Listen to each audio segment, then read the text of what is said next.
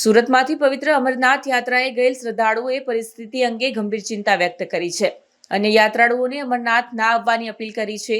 શ્રદ્ધાળુઓનું કહેવું છે કે અમરનાથમાં મોસમ સતત બદલાઈ રહ્યો છે, ક્યારેક વરસાદ, ક્યારેક ઠંડો પવન અને ક્યારેક ધૂપ, જેના કારણે યાત્રામાં બહુ તકલીફ પડે છે।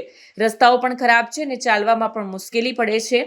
ખાસ કરીને શ્રદ્ધાળુઓએ જણાવ્યું કે અમે જે દર્શન માટે આવ્યા હતા તે બાબા બર્ફાનીના એ શિવલિંગ હવે સંપૂર્ણપણે પીગળી ગયેલ છે।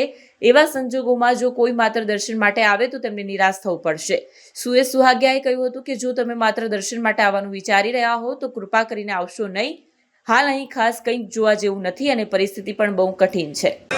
જય ભોલેનાથ મિત્રો, સુરેશ સુહાગિયા, પૂર્વ સભ્ય નગર પ્રાથમિક શિક્ષણ સમિતિ સુરત। આજરોજ અમે બાબા અમરનાથના દર્શન કરી અને નીચે આવ્યા છીએ। અત્યારે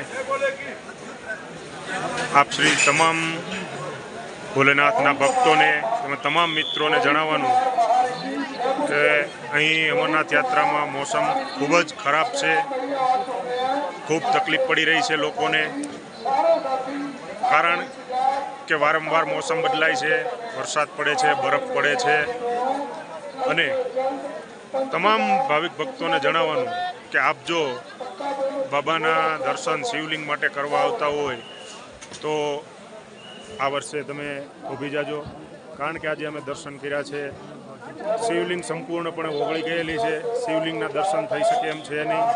એટલે જો શિવલિંગના દર્શન કરવા માટે આપ શ્રી અહીંયા આવતા હોય તો આપને અહીંયા ધક્કો ખાવો પડે એવું છે।